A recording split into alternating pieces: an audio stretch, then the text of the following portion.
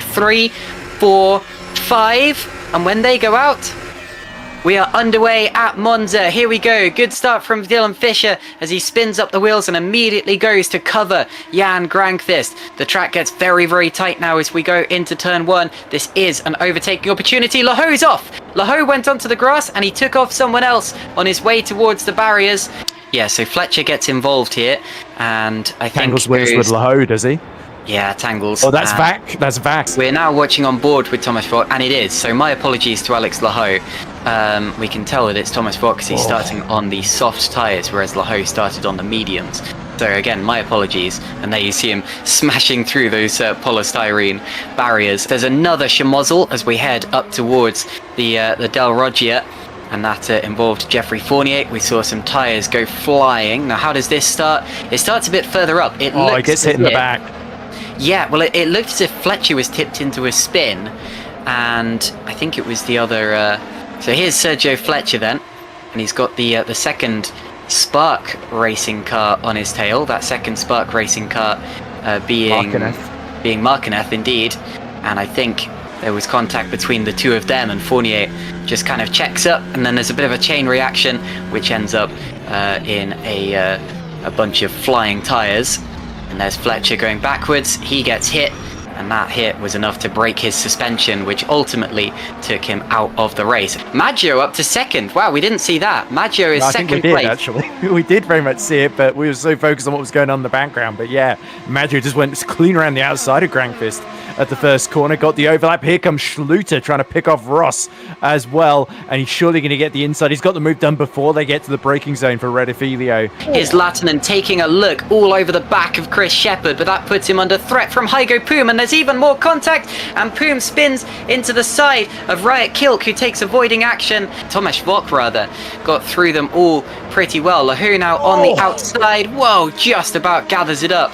And that was a good move, actually, all the way around the outside of Stein Handgraf. Xavi Roast lost 10 positions at the start, didn't he? So this was earlier on. So this is how he lost the positions at first. Goes for a spin. And this is about a lap before he ended up losing all of those other places. And then it's either later on that lap or the next lap where he heads down into the Variante Ascari. And he's going to probably clip a curb or something. Just carries too much speed in.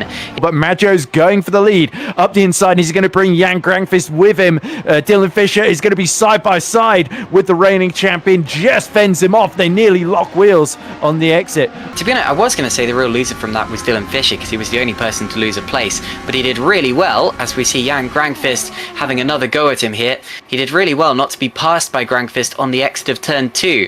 But I think he will lose out to the champion now, as Grankvist does launch that move up the inside. As Milnek is out of the race. Very unfortunate for Maciej Młynek, one of the fastest drivers in GPVWC Super League. Got disconnected. This could be a disconnection, because he's on his own, and he's properly on his own. He is absolutely nowhere. Oh, look at this. And that's Mark Schluter, and he's having a little fight here with Shimon Frelich and Dylan Fisher. He went for Fisher first, but then you see that sort of slinky effect that I spoke about, where you get a ripple back through the pack. And now it's Frelich's turn to shine as he goes to the inside. That's a difficult place, but Schluter has given him some room there. We're going to see a replay now. Stevens is side by side. Is that Lattinen in the Epic Racing car? Going into the Variante Ascari, and they come together midway through the corner. Tyen takes avoiding action. Kablam! And also involved is one of the Road to Formula cars, and and you did well to spot that, Ed. The fact that there'd been a crash in the mid pack rather than just a mass disconnection or something like that. But you were absolutely right. Stevens is going to argue that he didn't have enough room there, but at the same time, Lattinen was ahead going into the corner. I think. By FIA rules, I think Lattinen had the right to that corner, but realistically, I think Stevens had earned a bit more space than that, and that's just a bit of an unfortunate error. And was that somebody coming into the pits there? Was that Dylan Fisher pitting onto a two-stop strategy. As we see Maggio coming out the pits, and he's going to re-emerge behind Lalu, but crucially still ahead of Dylan Fisher. So Jan can really dictate the strategy, and he's coming in now. He thinks those extra few laps are exactly what he needs. And there is Alessandro Maggio making up a place on Laurent Kiersmakers in the background. Lalu and Fischer doing a similar thing, and Jan Granqvist exits the pits behind them. Meanwhile, Frelick now in the lead. How much longer are him and Schluter gonna run for? As Mark Schluter's got another great run on Simon Frelick. Is he gonna get his own bank around the outside? He's gonna retake the lead. As here comes Granqvist. This time it's gonna be a bit more straightforward as Kiersmaker sticks right to the outside. Granqvist up to 10th now.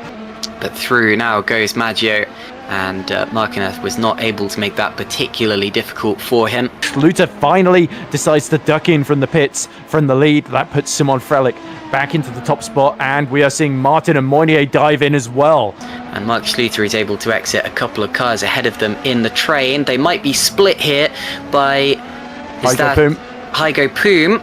I was going to say it wouldn't make sense for it to be Fischer. He's a little way up the road, but Hygo Poom, they're in 13th position, so Martin and Moynier are 14th and 15th, and Hygo, they're going around the outside of Martin, they're going around the outside of Hygo Poom as they make their way into the Del Roger chicane. I think there was a little touch there. And Moynier up the inside into Ascari, and Hygo Poom sees that coming a long way off. Frelick has to pit from the lead because surely he had to respond, otherwise he was just going to fall miles behind if he stayed out any longer.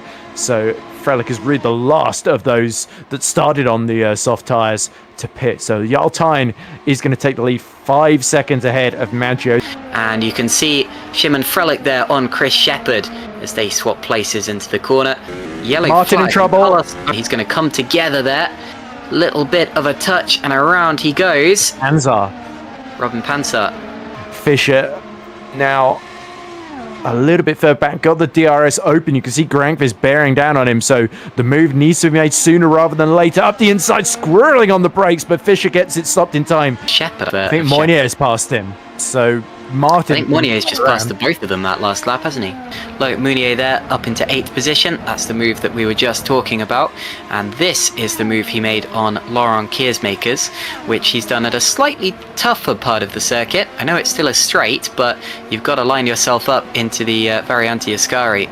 Dylan is being slipstreamed for a long way back. No, Granqvist is just that quick then. DRS open.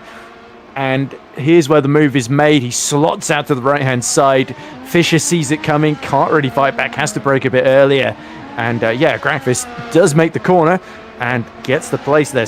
Robin Panzer now splitting the two red Archer cars. As Martin gets back into the last points-paying position past Stein Handcraft there. Mark Schluter here does have the move now on Sven Schubert, has the DRS. May use a little bit of push to pass if necessary, but goes through nonetheless. And now Frelick is going to put a move on the Sven Schubert car. Goes through, nicely done. And into the pits does come Jarl Tyne now, so Maggio will lead the race. Definitely safer to do mediums. There will be less of a Fischer's making another stop. See just what he can do from there. A top 5 is definitely still doable as Tyne. My goodness, right onto the ground. And Maggio is out. Maggio is out of the race. Alessandro Maggio out of the chicane. Is it a typical disconnection, or did anything else happen? It's the same point on the track that we saw a disconnection for somebody else earlier on, and he disappears. That is, well, that's sickening. There's no other way to describe that. And Jarl Tyne will be determined to make this move. You can see that Martin is not determined to give it to him. He's weaving all over the place. Goodness me. Never mind one move of defense. Jarl Tyne now goes to the outside line, has the DRS open, and does go through. Martin's still not in the mood to give it up. Now here comes Schubert, who's going to get himself into P9 there, as Markinef just basically stays where he is. No Carlos Martin style weaving for him. Jan Granqvist now makes a pit stop I think what we've got to look for now is where he comes out in relation to Tyan and He's Fischer. behind Tyan. Dylan Fischer goes through as well, as Jukka-Pekka Lalu now pits as well. So these two will both gain a place, and Pansar will indeed gain 2, potentially, although actually... Chris Shepherd, oh my goodness, wheel-to-wheel contact. Shepherd still had the DRS from his teammate going down into the corner, which is why he was still able to fight, but wasn't able to fend off Robin Pansar. And Fischer challenges, goes to the outside line, goes right around the outside of Tomasz Vok and does make it stick. He's now got a little bit of breathing room to Jan Grankvist behind, and he's got to get after Carlos Martin up ahead as quickly as he possibly can. Grankvist trying to go around the outside of Cova Grande. That will turn into the inside for the first of the Della Roggia chicane, and wide and off the road goes Vok, and he will have to, and he spun. I was going to say he will have to give up that place to Grankvist. All this fighting against Martin and back for Fischer and Grankvist is really going to hurt their chances of challenging for the podium. Up the inside goes Fischer on Martin. He's finally got some clear air ahead of him, and now it's Grankvist's turn to deal with the Spaniard there. So yeah, Dylan Fischer up into a season high of P5, but look at Jarl Tijn, 2.8 seconds behind Moynier. Mark Schluter, though, has been doing a very, very solid job in the lead. It's going to be difficult for Tijn to catch before the end, but he's going to give it his level best as Martin decides this time to do the exact opposite approach with Thomas Vack into the chicane, and pretty much left plenty of room for Grankvist to slot through. Grankvist passes Fischer. Grankvist has slipstreamed his way past Fischer, maybe had some push to pass left, and has got through into that 5th position. And now we see Robin Pansar up the inside once again, and I think he would have made that move stick down into the Del Roggia, and he does indeed. And Jarl Tijn is going to go through into 3rd position from 27th on the grid. He's on the podium. What a spectacular drive. But here comes Tijn to the outside. DRS will come wide open, and Simon Frelick knows he's absolutely defenseless here. So Tijn is up to P2. The gap to Schluter 3 seconds with 4 laps to go here. But something's happened, and this is where his teammate disconnected earlier on. Well, it's not a disconnection. That looked like a wheel failure. You can see that his steering wheel shot straight across to the left with no warning whatsoever. And does he... Yeah, there we go. Well, absolutely no saving that one. We head onto the final lap of the race here at Monza. Jarl Tijn will open the DRS and surely will go through into the lead of the race. If Schluter has any push to pass left, he'll be using it. Tijn goes to the inside, and on the last lap in Monza, they nearly touch, and Tijn takes the lead. Jarl Tijn has taken the lead and will now surely win the Italian Grand Prix out of the final corner. A 10-place penalty couldn't stop him. A terrible qualifying couldn't stop him. A trip through the gravel couldn't stop him. Jarl Tijn wins the Italian Grand Prix for the 3rd year in a row. That is one of the best drives that I've ever seen in GPVWC Super League. And here you see the confirmation. Tijn, Schluter, Frelick, Mounier, Grankvist, Fischer, Schubert, Martin, Kilk and Pansar, the top 10. Tomasz Vok finishes 11th, then it's Chris Shepherd, Jorge Marquinez, Heigo Poom and Stein Hangraf